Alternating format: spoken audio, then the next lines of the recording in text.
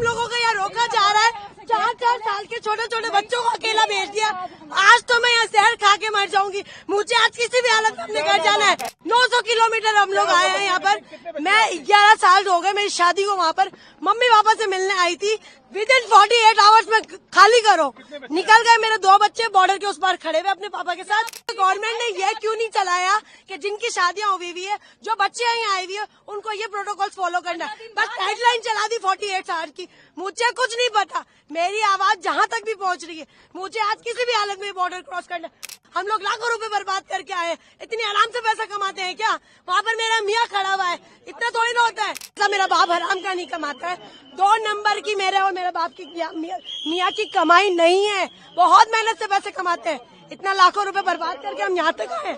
ये मेरी बच्चा दोनों पाकिस्तानी नेशनल है। मैं वहाँ पे शादी होकर गई हूँ। 20 साल हो गए। मैंने अपनी नेशनलिटी वहाँ अप्लाई की हुई है। मुझे नेशनलिटी मिली नहीं है। मेरे पास पूरा नेशनलिटी का मेरा स्लिप है। मेरे हस्बैंड की पूरी हर चीज की डॉक्यूमेंट्स है मेरे पास, जो पाकिस्तानी नेशनल है। मेरी बच्चा पाकिस्तानी नेशनल है। मेरी क्यों एंट्री बंद है? 1 महीने के लिए मिलने आई थी मैं तो माँ बाप से। अभी के अभी कुछ ना कुछ करे, हम तो यहीं मरेंगे। हम यहीं पे बैठे रहेंगे। हम यहीं बैठे रहेंगे। आप हमारी आवाज आगे पहुँचाए। आप लोग हमारी आवाज आगे पहुँचाए और हम लोग कैसे जाएंगे आगे? और तो हमारे पास कोई चारा नहीं है। नहीं, कुछ नहीं हुआ। कुछ नहीं हुआ। बस हमें घर जाना है। बस हमें सिर्फ घर जाना है। तो हमें घर जाना है। हमें घर जाना है। वो सब बातें बाद में करें। अभी मुझे मेरे बच्चों के साथ घर जाना है। दिल्ली से मेरी शादी कराची में हुई है। बच्चे हैं 4 मेरे। मैं वहाँ बच्चों के बगैर रह नहीं सकती। बस 15 दिन के लिए आई थी, लेकिन माँ हार्ट पेशेंट है, उनकी वजह से आई थी। मुझे इस हादसे की वजह से 7 दिन में जल्दी से कहाँ से आ जाता है वो सब? हम लोगों की नेशनलिटी की स्लिप रखी हुई है। हम लोगों को यहाँ रोका जा रहा है। 4-4 साल के छोटे छोटे बच्चों को अकेला भेज दिया। आज तो मैं यहाँ जहर खा के मर जाऊंगी। मुझे आज किसी भी हालत में अपने घर जाना है। मेरा नाम अफसीन जहांगीर है।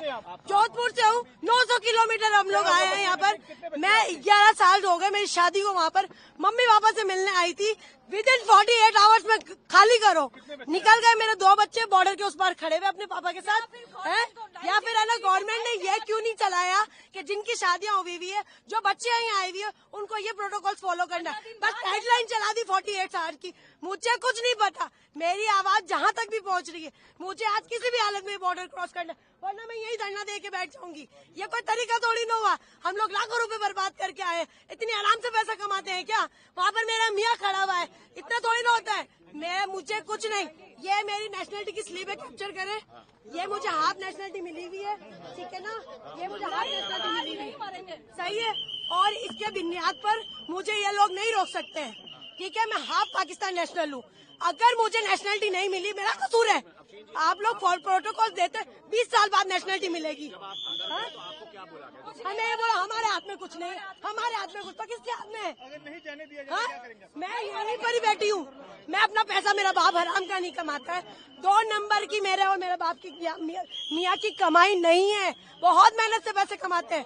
इतना लाखों रुपए बर्बाद करके हम यहाँ तक आए। मुझे नहीं मालूम। ये मेरी बच्चा दोनों पाकिस्तानी नेशनल है। मैं वहाँ पे शादी होकर गई हूँ। 20 साल हो गए।